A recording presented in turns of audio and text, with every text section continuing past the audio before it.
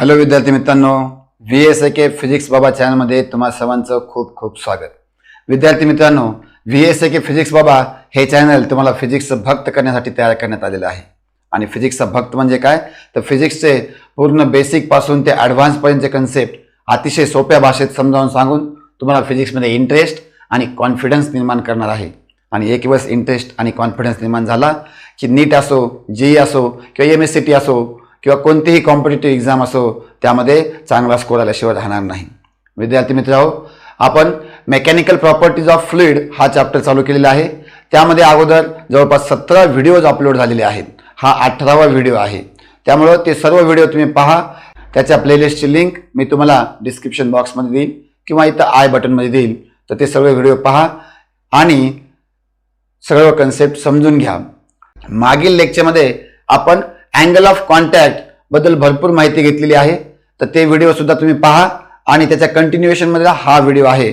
या लेक्चरमध्ये आपण अँगल ऑफ कॉन्टॅक्ट आणि शेप ऑफ मेनिस्कस बद्दल डिस्कस करणार आहोत. Shape of meniscus, right. तर सर्वात पहिले डिस्कस करूया आपण मेनिस्कस म्हणजे काय. लक्षात घ्या, ज्यावेळेस एखादा लिक्विड सॉलिडच्या कॉन्टॅक्ट मध्ये असतो, when a liquid is in contact with solid, त्यावेळेस the upper surface of the liquid near the solid surface is curved. Upper surface of the liquid near the solid surface is curved and that upper surface is called as meniscus. That upper surface of the liquid is called as meniscus. लक्षात घ्या, आपल्याकडे एक liquid आहे जे की सॉलिडच्या contact मध्ये आहे, right. तर हे लिक्विड आहे, एखाद्या कंटेनर मध्ये घेतलं आपण, समजा हे कंटेनर आहे, ओके, आणि सॉलिडच्या कॉन्टॅक्ट मध्ये आहे. तर या लिक्विडचा अप्पर सरफेस जो सॉलिडच्या कॉन्टॅक्ट मध्ये असेल तो असा कर्व्ड असेल, तो एकदम प्लेन असणार नाही. असाही असू शकतो किंवा तो असा कर्व्ड असू शकतो. लक्षात घ्या, राईट. असा पण असू शकतो किंवा असा. आणि ह्या कर्व्ड सरफेसला आपण काय म्हणतो, मेनिस्कस म्हणतो, राईट. काय म्हणतो, मेनिस्कस म्हणतो. मग आता हा कर्व्ड कसा असतो, कॉन्केव असतो, कॉन्व्हेक्स असतो, प्लेन असतो, राईट. तर त्यानुसार शेप ऑफ मेनिस्कस पाहायचं आहे आपल्याला, राईट. तर पाहणार आहोत आपण शेप ऑफ मेनिस्कस. ओके, बघा काय घेतलेलं आपण liquid in contact with solid आहे. सगळ्यात पहिली गोष्ट ध्यानात घ्या की लिक्विड इन कॉन्टॅक्ट सॉलिड असेल तरच अँगल ऑफ कॉन्टॅक्ट किंवा contact angle, shape of meniscus वगैरे हे कन्सेप्ट येतील, राईट.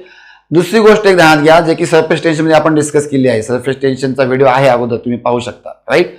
तर एखादा लिक्विडचा जो सरफेस लेअर आहे त्याला आपण सरफेस फिल्म म्हणतो. आणि सरफेस फिल्मवरचा जो टॉप लेअरवरचा जो मॉलिक्यूल आहे त्याच्यावर सरफेस टेन्शनचा फोर्स ऍक्ट होतो. आणि हा force due to surface tension, लक्ष द्या, force due to surface tension always कसा असतो, सरफेसला टँजेन्शियल असतो, बरोबर आहे का.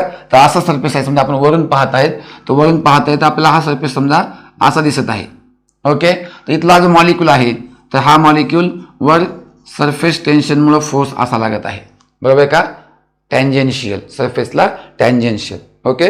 दुसरी गोष्ट, आता जर आपण या लिक्विड सरफेसला, लक्ष द्या, ही लिक्विड सरफेस आहे, या लिक्विड सरफेसचा मॉलिक्यूलवर सरफेस टेन्शनचा फोर्स असा लागत आहे, बरोबर आहे का. पण नेट फोर्स कुणीकडे लागत आहे, नेट फोर्स डाऊनवर्ड लागत आहे. नेट फोर्स कुणीकडे लागत आहे, बरोबर आहे, डाऊनवर्ड. कोणता force, cohesive force liquid मॉलिक्यूलचा.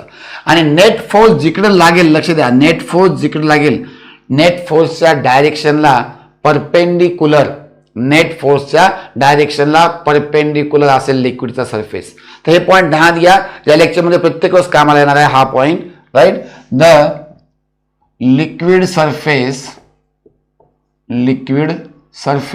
Is always perpendicular to resultant or net force, right. Very important point. हे पॉइंट तुम्हाला लक्षात आलं तरच हे आजचं लेक्चर लक्षात येईल, बरोबर आहे का. तर liquid surface is always perpendicular to resultant or net force.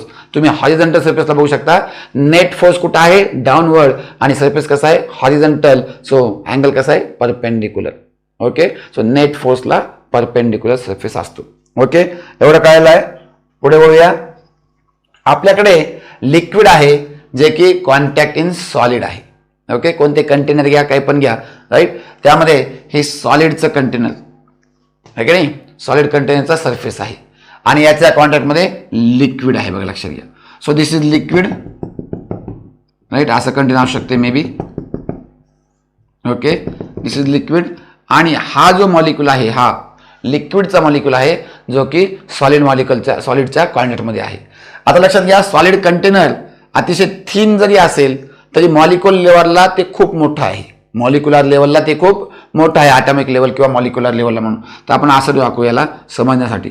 बघा, तुम्ही म्हणताल की सॉलिड कंटेनरची वॉल एवढी मोठी असते का?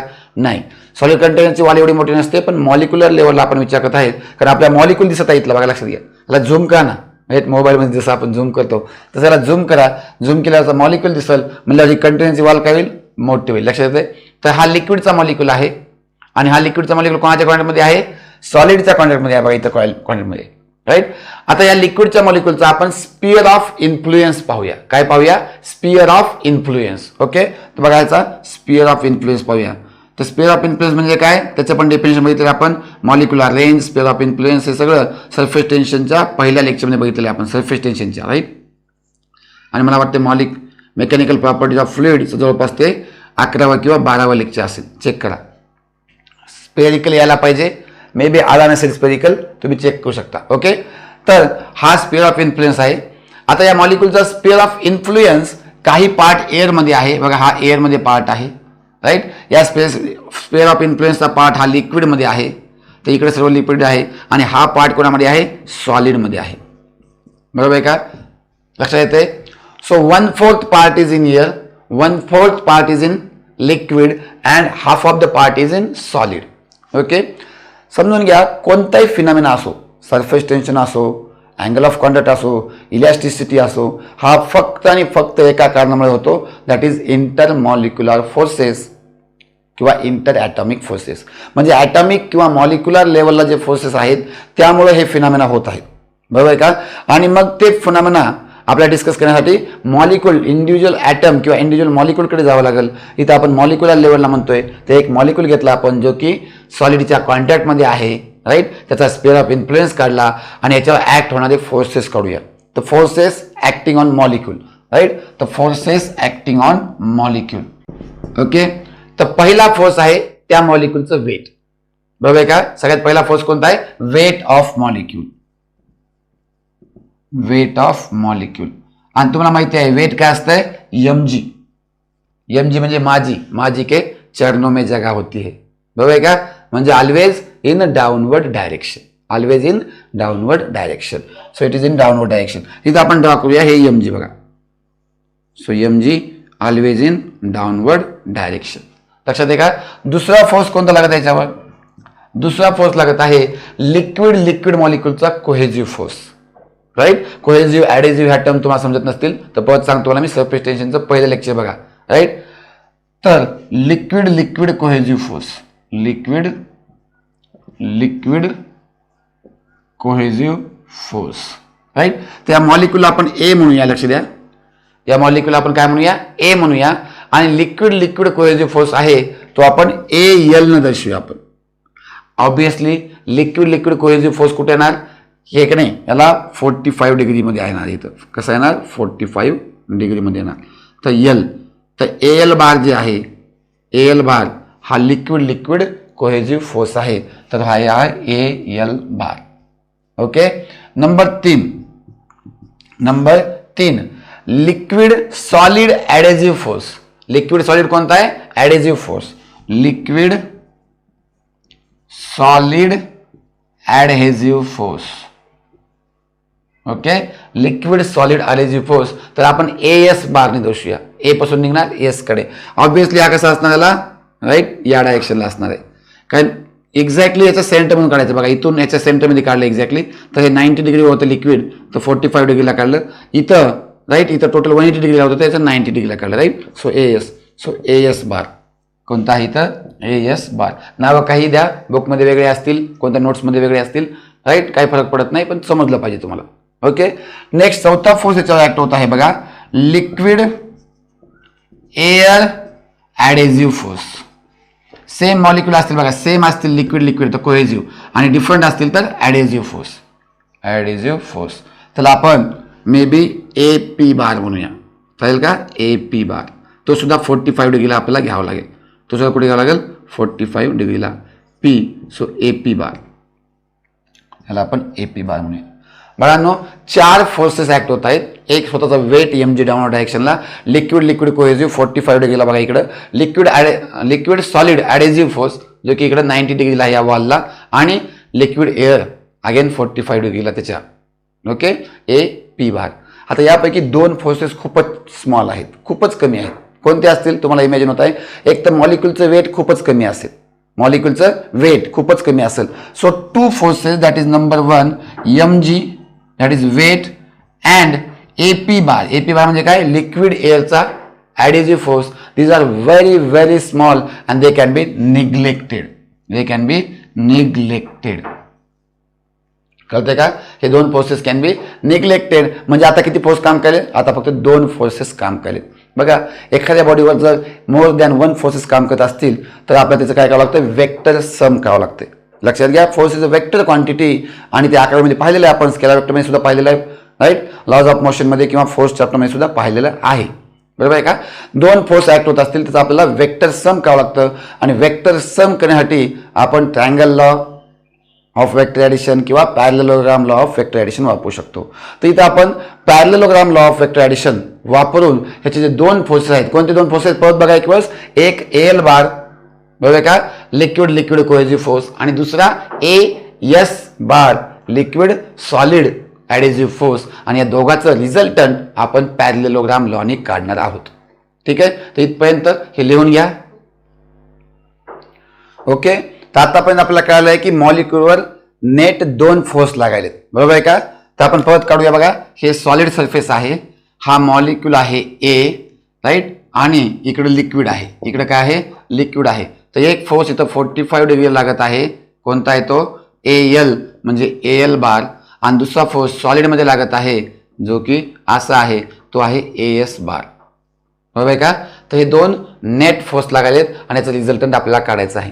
आता लक्षात घ्या, याचं रिझल्टंट काढण्यासाठी आपल्याला माहिती पाहिजे की कोणता फोर्स मोठा आहे किंवा कोणता फोर्स छोटा आहे, आणि त्यानुसार त्याचं रिझल्टंट एक तर सॉलिडमध्ये येईल किंवा लिक्विडमध्ये येईल. कळते का? एक तर सॉलिडमध्ये येईल किंवा लिक्विडमध्ये येईल, आणि त्यानुसार ते शेप ऑफ मेनिस्कस तयार होईल. तर आपल्याला 3 केसेस घेऊया आपण. पहिली केस घेऊया इथं, केस 1. काय केस 1 आहे? Right, AS bar is greater than AL bar. AS bar म्हणजे काय? Adhesive force, liquid solid adhesive force is greater than liquid cohesive force. Okay, तर असंच इथं काढूया आपण. AL बार पेक्षा AS बार थोडासा आपण मोठा काढूया. बघा, लक्षात घ्या, तिथं थोडासा मोठा काढला. बघा, AS बार, हे AS बार आहे, आणि AL बार आपण छोटा काढलेला आहे. लक्षात आहे का? आता याचं रिझल्टंट ड्रॉ करण्यासाठी आपण काय करावं लागेल? पॅरलेलोग्राम काढावं लागेल. तर याला आपण पॅरलल लाईन काढूया इथे. ओके, त्याची लेंथ सारखी आली पाहिजे याच्या लेंथच्या. ओके, याची लेंथ याच्या लेंथच्या सारखी आली पाहिजे, आणि ह्याला पॅरलल, या AL बारला पॅरलल इकडे काढूया आपण, लाईक दिस. सो ही झालं AL बारला पॅरलल. ओके, तर इथं आपला पॅरलेलोग्राम तयार झालेला आहे. तुम्हाला स्केलनी वगैरे डायग्राम काढायचे जे की एक्झॅक्टली तुम्हाला दिसेल. आता रिझल्टंट कुठं होतं? जिथं हे 2 वेक्टर्स, राईट, त्या डायगोनलला जिथं एक, राईट, कंबाईन होतात तिथं किंवा कॉन्टॅक्टमध्ये येतात एका, ते डायगोनल काढली आपण, डायगोनल काढलेले आहे. तर हे AR म्हणजे AR बार रिझल्टंट आहे. कळलं का? सो AR बार रिझल्टंट, याचा रिझल्टंट जे आहे, resultant AR bar is in the solid. Resultant AR bar is in the solid. So at equilibrium, लक्षात घ्या, ही कंडिशन जे आता आपण डिस्कस करत होतो, बिफोर इक्विलिब्रियम झाला. आता रिझल्टंट भेटला म्हणजे इक्विलिब्रियम आलेला आहे. रिझल्टंट भेटला म्हणजे काय? इक्विलिब्रियम आलेला आहे. आणि at equilibrium the liquid surface is always perpendicular to resultant or net force. Right, तुम्हाला लक्षात घ्या, हा रिझल्टंट फोर्स आहे, आणि याला परपेंडिक्युलर आपण ड्रॉ करू. याला काय करू? परपेंडिक्युलर ड्रॉ करू. तर हे परपेंडिक्युलर आहे. बघा, कळलं का? नेट फोर्स हा परपेंडिक्युलर आहे. राईट, तर लिक्विड सरफेस म्हणा किंवा tangent to the liquid surface असे म्हणू शकता तुम्ही. Tangent to liquid surface, the tangent to liquid surface is always perpendicular to. त्याची जी टँजेंट आहे ही AT आहे. तर आपण म्हणूया AT bar equal to tangent to liquid surface. कळते का? 80 बार इज द, बार म्हणायची गरज नाही, 80 म्हणूया आपण फक्त 80. Okay, 80 is tangent to liquid surface and this tangent to liquid surface is always perpendicular to resultant force. कोणता आहे? रिझल्टंट फोर्स कोणता इथं? AR बार. राईट. तर इथं AR बार आहे, त्याला परपेंडिक्युलर काढला आपण तर ही टँजंट झाली. म्हणजे ही असं परपेंडिक्युलर होण्यासाठी हे काय होईल? ह्याचा शेप कसा होईल? असा ह्याचा शेप कसा होईल बघा, लक्षात घ्या. ह्याचा शेप असा कॉन्केव्ह होईल ज्यावेळेस आपण वरून पाहू. त्यावेळेस इकडे जर दुसरा सरफेस आला तर तो सुद्धा असा कॉन्केव्ह होईल. कळते का? तर शेप ऑफ मेनिस्कस कसा असेल यावेळेस शेप ऑफ मेनिस्कस कॉन्केव्ह होईल. Because right the liquid molecules will rise up, आहे की नाही? तर एक मॉलिक्यूल वर चढल, पुन्हा एक मॉलिक्यूल वर चढल आणि फायनली असा सरफेस होईल. कळलं का? ह्याला रिझल्टंटला टँजंट करण्यासाठी. Okay, so liquid molecule will rise up to form concave meniscus. लक्षात घ्या. तर या केसमध्ये मेनिस्कस कसा आहे? कॉनकेव्ह. ऑब्विसली हा मेनिस्कस आपण वरून पाहत आहे. कोणताही सरफेस कॉनकेव्ह आहे का कॉन्व्हेक्स आहे हे कशावर डिपेंड आहे? कुठून तुम्ही पाहत आहात त्याच्यावर. राईट. समजा हा असा सरफेस आहे, मी म्हणलं कॉनकेव्ह आहे का कॉन्व्हेक्स आहे, तर या साईडनं पाहिला तर कसं आहे? कॉनकेव्ह आहे. आणि या साईडनं पाहिलं तर कसं आहे? कॉन्व्हेक्स आहे. लक्षात येते का तुम्हाला? राईट. तर आता हा वरून पाहत आहोत आपण, तर कॉनकेव्ह मेनिस्कस असणार आहे. तर पहिली केस कळेल तुम्हाला ज्यावेळेस AS bar is greater than AL bar, म्हणजे adhesive forces of liquid solid are greater than cohesive forces of liquid. then resultant will be in the solid. Resultant lie in the solid and त्याला perpendicular form करण्यासाठी shape कसा होईल? Concave shape तयार होईल. So shape of meniscus will be concave. Right. तर पहिली केस झालेली आहे इथं. ओके, तर दुसरी केस डिस्कस करूया. दुसरी केसमध्ये काय करायचं आपल्याला? AS bar is less than AL bar. AS bar म्हणजे काय? लिक्विड सॉलिडचा adhesive force is less than लिक्विडचा कोहेजिव्ह फोर्स, किंवा आपण म्हणूया cohesive force is greater than adhesive force. Cohesive force is greater than adhesive force. Okay, adhesive force. लक्षात येते का? तर दाखवूया आपण. तर ॲडेजिव्ह फोर्स बघा, हा AS बार अतिशय छोटा काढूया आपण. हे बघा, AS बार अतिशय छोटा काढलेला आहे. आणि कोहेजिव्ह फोर्स कोणत्या डायरेक्शनला असतो? ह्याला कसा असतो? 45 डिग्रीला असतो, बरोबर का नाही? तर हे 45 डिग्रीला असा, तर तुम्ही स्केल घेऊन वगैरे काढू शकता. ओके, तर असा काढला आपण बघा AL बार. खूप मोठा काढला मुद्दा म्हणून. राईट. कारण cohesive force are greater than adhesive force. त्यावेळेस या दोघांचा रिझल्टंट कशाने काढतो आपण? पॅरलेलोग्राम काढतो. पॅरलेलोग्राम लॉ करण्यासाठी आपण इथं ह्याला पॅरलेल लाईन काढूया. अशी ह्याला पॅरलेल येणं गरजेचं आहे, लक्षात घ्या. Like this. So it is parallel. आणि मग ह्याला सुद्धा पॅरलल लाईन इथून काढूया आपण अशी. सो याचा रिझल्टंट बघा कुठे येईल? याचा रिझल्टंट या पॉईंट ऑफ इंटरसेक्शनला येईल. सो AR बार बघा, लक्षात घ्या. तर AR बार कुठं आलं? पहिले AR बार लिक्विडमध्ये सॉलिडमध्ये आलं होतं, आता AR बार लिक्विडमध्ये आलं. तर आपण म्हणूया इथं या केसमध्ये resultant AR bar is in the liquid. Okay. आणि आता ह्या AR बारला perpendicular tangent to liquid surface is always perpendicular. हे बघा, हे 90 अँगल असला पाहिजे. AT म्हणतो आपण ह्याला. सो आपण म्हणूया AT is tangent to liquid surface. आणि पक्का ध्यान घ्या, AT is always perpendicular to AR. So AT is perpendicular to AR. कळते का? हे बघा, हे AR आहे रिझल्टंट आणि ह्याला परपेंडिक्युलर AT आहे. राईट. आणि त्याला परपेंडिक्युलर करण्यासाठी काय होईल? लक्षात घ्या. ह्याला जर असं आता लिक्विड सरफेस असं व्हायचं आहे, असं करण्यासाठी काय होईल? हे जे molecule in contact with solid आहेत ते डीप होतील किंवा डिप्रेस होतील inside the liquid. So molecules in contact with solid, molecules of liquid बघा का, molecules of liquid in contact with solid depress कळते का, डिप्रेस, राईट. आणि देअरफॉर शेप अप, आता हे असं डिप्रेस झालं तर हे शेप असं होईल बघा, कळते का. डिप्रेस झाल्यानंतर असा शेप होईल, समजा दुसरा बॉर्डर इथं आहे, असा शेप झाला म्हणजे काय, वरून पाहतो आपण नेहमी काय घेतो, टॉप व्ह्यू घेतो. ध्यानात घ्या, टॉप व्ह्यूला हे कसं दिसेल आपल्याला, कॉन्व्हेक्स दिसेल. So shape of meniscus is convex, convex meniscus. So meniscus will B convex. लक्षात येते का. तर रिझल्टंट लिक्विडमध्ये आलं, त्याला परपेंडिक्युलर हे वरच्या डायरेक्शन गेलं, तर वरच्या डायरेक्शनला जाण्यासाठी लिक्विड मॉलिक्यूल काय झाले, डिप्रेस झाले खाली, आणि त्यामुळं राईट शेप ऑफ मेनिस्कस कसा आला, कॉन्व्हेक्स आलेला आहे. मग ज्यावेळेस ॲडेजिव्ह फोर्स ग्रेट असतील कोहेजिव्ह फोर्सपेक्षा, त्यावेळेस रिझल्टंट सॉलिडमध्ये येईल, त्याला परपेंडिक्युलर जे ड्रॉ केला आपण, राईट, तो लिक्विडमध्ये येईल टँजंट अशी, आणि त्यामुळे शेप ऑफ मेनिस्कस कॉन्केव्ह येईल. ज्यावेळेस ॲडेजिव्ह फोर्स लेस असतील कोहेजिव्हपेक्षा, त्यावेळेस रिझल्टंट लिक्विडमध्ये येईल, त्याला परपेंडिक्युलर टँजेन्शियल लाईन कशी येईल, ते एअरमध्ये जाईल, आणि त्यामुळे शेप ऑफ मेनिस्कस कसा येईल, कॉन्व्हेक्स येईल.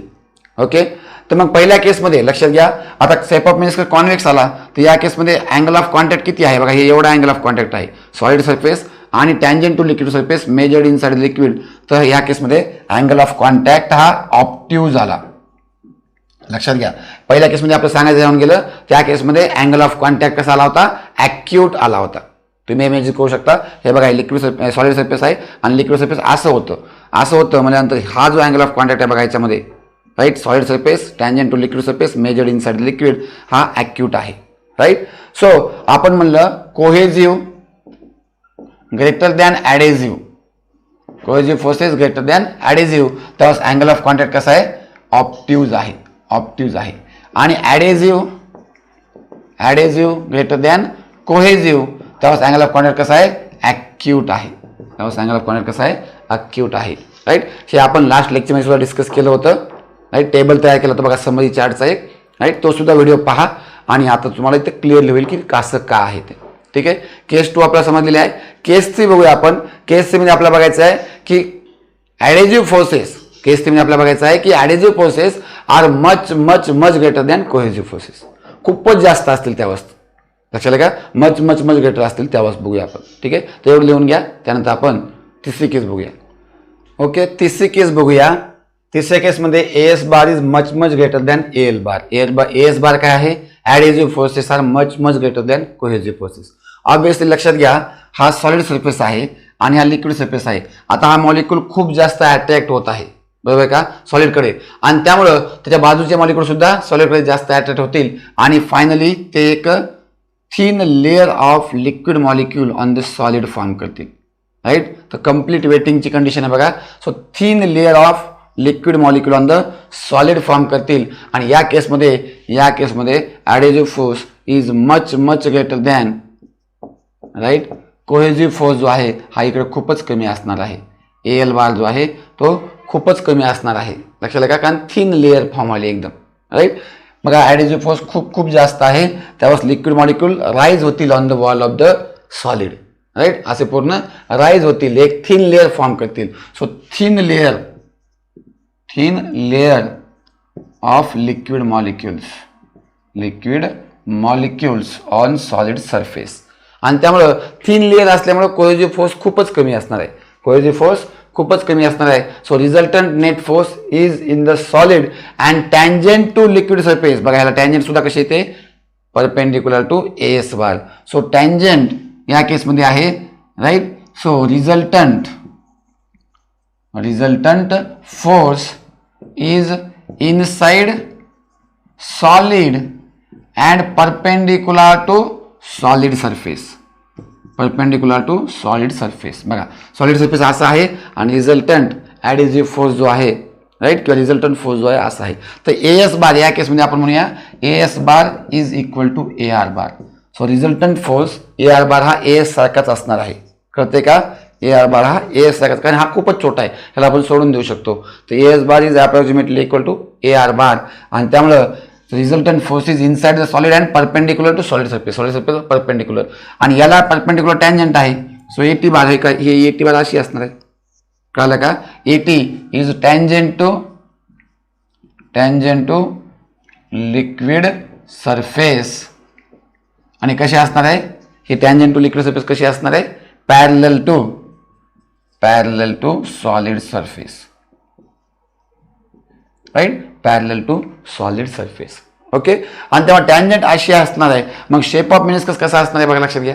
शेप ऑफ मेनिस्कस, आता इथं कन्फ्युजन होतं विद्यार्थ्यांना की आयडियल केसमध्ये शेप ऑफ मेनिस्कस प्लेन असला पाहिजे, कळते का. So shape of meniscus will be plane meniscus. आता कसं काय, तुम्ही असं शेप ऑफ मेनिस्कस असा असला पाहिजे नाही, कारण सगळेच मॉलिक्यूल वर चढणार नाहीत, लक्षात घ्या. एक थिन लेअर फॉर्म होईल पण अप टू सर्टन लेवल, त्यानंतर मॉलिक्यूल वर जाणं शक्य नाही, कारण ग्रॅव्हिटेशनल पुल त्यांना जास्त होईल मग, बरोबर आहे का. आणि त्यामुळं हा शेप ऑफ मेनिस्कस कसा असणार आहे, प्लेन असणार आहे. आयडियल केसमध्ये याची केस काय आहे, सो अँगल ऑफ कॉन्टॅक्ट काय असणार आहे, angle of contact theta is equal to 0 degree. बघा लक्षात घ्या, अँगल ऑफ कॉन्टॅक्ट 0 डिग्री असणार आहे. आणि जसं आपण लास्ट लेक्चरमध्ये पाहिलं होतं, काय एक्झाम्पल आहे, प्युअर वॉटर आणि क्लीन ग्लास. ओके, याचं एक्झाम्पल आहे pure water and clean glass. Okay, pure water and clean glass. पण exactly pure water, actually pure water जे आहे ते आपल्याला आणि क्लीन ग्लास स्लाईड आपल्याला भेटत नाही. त्यामुळे इथं सुद्धा आपल्याला कसं दिसतंय, इथे थोडंसं आपल्याला कॉन्केव्हच दिसत असते. आणि त्यामुळे बऱ्याच जणांना कन्फ्यूज होते की प्युअर वॉटर आणि क्लीन ग्लासमध्ये तर कॉन्केव्ह दिसत आहे, मग या केसमध्ये अँगल ऑफ कॉन्टॅक्ट 0 कसं काय आला. तर लक्षात घ्या, थोडासा लिक्विड सरफेस काय आहे, थोडासा लिक्विड सरफेस वेट केल्यामुळं तो वर चढलेला आहे, इथं थिन लेअर फॉर्म केलेला आहे, राईट. आणि त्यामुळं स्लाइटली असा कर्व इथं झालेला आहे. तो ॲक्च्युली कसा असला पाहिजे, प्लेन मेन्स कसा असला पाहिजे, पण आपल्याला दिसतो तो थोडासा कॉन्केव्ह असा दिसतो. ठीक आहे, तिसरी केस बघितलेली आहे. आता आपण चौथी केस पाहणार आहोत. बघा, केस 4 जी आहे, केस 4 ही एक इमॅजिनरी केस आहे. इट इज द इमॅजिनरी केस. आणि यामध्ये अँगल ऑफ कॉन्टॅक्ट जो आहे आपण 90 डिग्री घेतलेला आहे. किती घेतलेला आहे, अँगल ऑफ कॉन्टॅक्ट 90 डिग्री घेतलेला आहे. आणि या केसवरून आपण कंडिशन फॉर कॉन्व्हेक्सिटी किंवा कंडिशन फॉर कॉन्कॅव्हिटी पाहणार आहोत, राईट. सो कंडिशन फॉर ही केस आहे, condition for convexity or concavity. Okay, concavity किंवा कॉन्व्हेक्सिटीसाठी काय कंडिशन आहे, तर बॉर्डर कंडिशन मागणार, याच्या इकडं असेल तर असं असेल, तिकडं असेल तर तसं असेल. ठीक आहे, ते पण लिहून घ्या, आपण मोडूया. ओके, चौथी केस डिस्कस करूया. केस 4 जी आहे इमॅजिनरी केस आहे. त्याच्यामध्ये angle of contact between solid surface आणि लिक्विड हा एक्झॅक्टली 90 डिग्री घेतलेला आहे, बरोबर आहे का. आणि याच्यावरून आपण डिराईव्ह करणार आहोत कंडिशन फॉर कॉन्व्हेक्सिटी आणि कॉन्कॅव्हिटी. आता लक्षात घ्या, ही कंडिशन कशी डिराईव्ह करतो हे समजण्यासाठी तुम्हाला स्केलर वेक्टरचं राईट ॲडिशन माहिती असणं गरजेचं आहे, कळलं का. तर ते माहीत नसेल तर अगोदर तुम्ही ते पाहून घ्या आणि मग इथं तुम्ही पाहिजे तुम्हाला लक्षात येईल. ठीक आहे, तर बघा लक्षात घ्या की आपण म्हणतो की हे सॉलिड सरफेस आहे, हा सॉलिड सरफेस आहे आणि हा लिक्विड सरफेस आहे. तर अँगल ऑफ कॉन्टॅक्ट एक्झॅक्टली 90 आहे. अँगल ऑफ कॉन्टॅक्ट किती आहे, एक्झॅक्टली 90 आहे. ओके, तर आता तुम्हाला माहिती आहे tangent to liquid surface is also horizontal. आता अँगल ऑफ कॉन्टॅक्ट 90 आहे म्हणल्यानंतर लिक्विड सरफेस हॉरिझॉन्टल आहे आणि त्याला टँजंट कशी असेल, हॉरिझॉन्टलच असेल. ओके, आणि त्यामुळे रिझल्टंट फोर्स कुणीकडे असेल बघा, तर रिझल्टंट AR बार जे आहे, राईट, रिझल्टंट AR बार हे अलॉंग सॉलिड सरफेस असेल, अलॉंग सॉलिड सरफेस. कसं काय, लक्षात घ्या, आपण म्हणलं AS बार हे कुठं आहे, राईट. AS बार हे ॲडेजिव्ह फोर्स आहे, कुठं आहे, सॉलिडमध्ये, राईट. AL बार हे कोहेजिव्ह फोर्स आहे, हे कुठं आहे, लिक्विडमध्ये आहे 45 डिग्रीवर. तर टोटल अँगल किती झाला बघा, लक्षात घ्या, हा झाला 90, ओके, आणि हा झाला 45. लक्षात का, हा total of angle of contact झाला, टोटल अँगल झाला दोन वेक्टर मधला, दोन फोर्सेस मधला. ओके, तर आपण बघूया का. So angle between AS bar and AL bar is equal to 90 + 45. Okay, ह्याला असंच ठेवू आपण 90 + 45. ठीक आहे, हे लक्षात आहे पहिली गोष्ट. दुसरी गोष्ट आपल्याला अँगल ऑफ कॉन्टॅक्ट हा आहे, हा अँगल ऑफ कॉन्टॅक्ट आहे. तर अँगल ऑफ कॉन्टॅक्ट 90 डिग्री आहे, angle of contact equal to 90 degree आहे. आणि AR बार कुठं आहे, अलॉंग सॉलिड आहे, इट इज अलॉंग सॉलिड. कारण हा जर अलॉंग सॉलिड असेल तर या कंडिशननुसार बघा लक्षात घ्या, tangent to liquid surface is always perpendicular to resultant or net force, right. So tangent always perpendicular to net force. तर नेट फोर्स जर असा असेल, अलॉंग सॉलिड असेल तरच ही टँजंट याला परपेंडिक्युलर येईल आणि अँगल ऑफ कॉन्टॅक्ट काय येईल 90 डिग्री येईल. ठीक आहे, इथपर्यंत समजत आहे का? आता आपल्याला बघायचं आहे की एएस आणि एएल मध्ये काय रिलेशन असेल जेणेकरून की हे टँजंट परपेंडिक्युलर येईल. कळते का? एएस आणि एल मध्ये. आता लक्षात घ्या, या अँगलला आपण डेल्टा म्हणूया.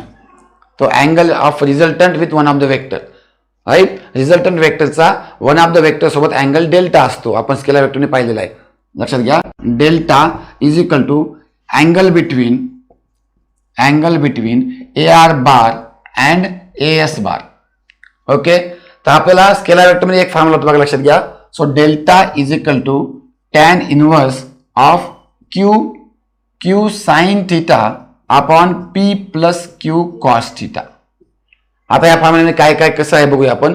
तर क्यू कोणता आहे? क्यू हा दुसरा वेक्टर आहे त्याच्यासोबत अँगल घेतलेला नाही आपण. डेल्टा हा अँगल जो घेतलेला आपण पी सोबत आणि रिझल्टंट वेक्टरचा घेतलेला आहे. कळलं का? पी आणि रिझल्टंट वेक्टरचा अँगल डेल्टा घेतलेला आहे. तर यानुसार आपल्याकडे पी येईल, P vector is equal to A S येईल. क्यू वेक्टर जो येईल तो आपल्याकडे येईल ए एल. लक्षात घ्या, तर हा आपल्यासाठी झाला पी, हा झाला क्यू. कळते का तुम्हाला?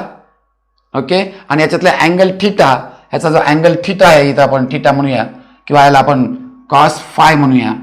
ओके, साइन फाय आणि cos phi.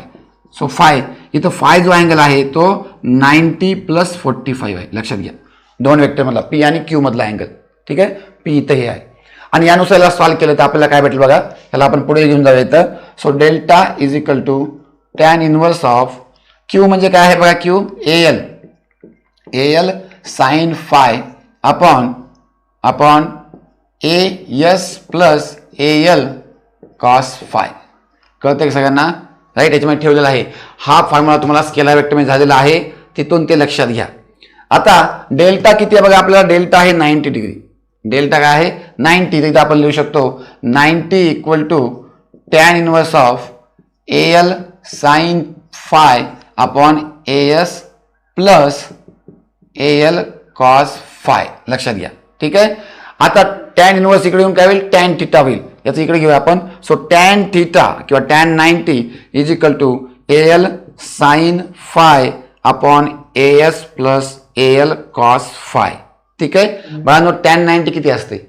Tan 90, right. Tan 0 tan 90 infinite असते.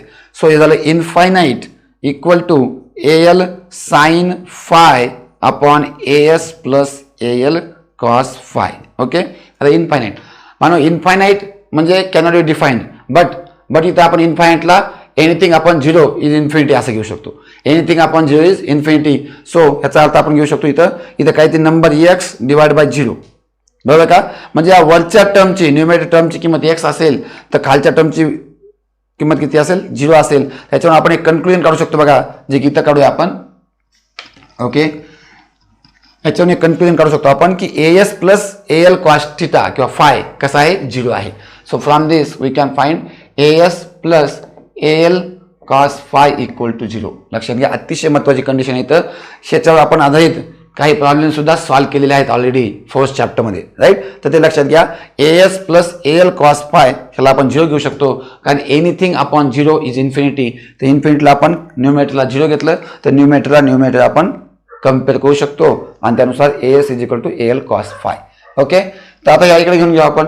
So A S equal to minus A L cos phi. पण आपल्याला फाय माहिती आहे बघा, लक्षात घ्या. इथं फाय 90 + 45 आहे, त्याला लिहू शकतो आपण minus A L cos 90 + 45, right? So 90 + 45 is π/2. 90 + 90 काय? π/2. So π/2 + θ. cos π/2 + θ. आता π/2 आलं की नेहमी cosचं साइन किंवा साइनचं cos. तर इथं आलं cosचं साइन, राईट. आणि π/2 + θ म्हणजे 90 + θ. कोणा क्वाड्रंटमध्ये आलं? सेकंड क्वाड्रंटमध्ये. सेकंड क्वाड्रंटमध्ये cos कसा असतो? मायनस असतो. म्हणजे तो त्याला काय आलं? Minus sine theta. थिटा काय? 45. ह्याचं उत्तर आलं बघा तुम्हाला, A S is equal to minus A L into minus sine 45. कळतंय का? राईट, ही व्हॅल्यू कशी आहे ते समजून घ्या. राईट, आता मायनस मायनस हे मल्टिप्लायमध्ये आहे, ते प्लस होऊन जाईल. So A S equal to A L into sine 45. Sine 45 ची किंमत आहे 1/√2. तर आपल्याकडे आलं A S equal to A L upon √2. And this is very important condition. कळलं का? ज्यावेळेस ॲडेझिव्ह फोर्सची मॅग्निट्यूड एस काय आहे magnitude of adhesive force, L काय आहे मॅग्नेट्यूड ऑफ कोहेसिव्ह फोर्स. ज्यावेळेस ॲडेसिव्ह फोर्सची मॅग्नेट्यूड इक्वल टू कोहेसिव्ह फोर्सची magnitude divide by √2 he condition satisfied होईल, त्यावेळेस अँगल ऑफ कॉन्टॅक्ट 90 डिग्री होईल. कळतंय का? So when S equal to L divide by √2 exactly S काय ॲडेसिव्ह फोर्सची मॅग्नेट्यूड इक्वल टू कोहेसिव्ह फोर्सची मॅग्नेट्यूड डिवाइड बाय √2 असेल, त्यावेळेस थिटा काय येईल 90 डिग्री येईल. त्यावेळेस थिटा काय येईल 90 डिग्री. ज्यावेळेस S is greater than L divide by √2, ज्यावेळेस S is greater than L divide by √2, S जास्त आहे म्हणल्यावर रिझल्टंट कुठे येईल सॉलिडमध्ये येईल. रिझल्टंट सॉलिडमध्ये येईल म्हणजे अँगल ऑफ कॉन्टॅक्ट कसा येईल अक्यूट येईल. सो अँगल ऑफ कॉन्टॅक्ट इथं काय येईल थिटा इज अक्यूट आणि शेप ऑफ मेनिस्कस कसा येईल कॉन्केव्ह शेप ऑफ मेनिस्कस. लक्षात घ्या कॉन्केव्ह शेप ऑफ मेनिस्कस. ज्यावेळेस S is less than L divide by √2 right, L divide by √2 पेक्षा एस लेस आहे म्हणल्यावर ए आर कुठे येईल, ए आर रिझल्टंट लिक्विडमध्ये येईल आणि त्याला टँजंट कशी येईल right. So angle of contact theta कसा येईल या केसमध्ये ऑप्ट्यूज येईल आणि शेप ऑफ मेनिस्कस कॉन्व्हेक्स येईल when viewed from the above top right. Top view मध्ये प्रत्येक वेळेस आपण टॉप व्ह्यूज घेतो राईट. तर ही अतिशय महत्वाची कंडिशन आहे, चौथी कंडिशन.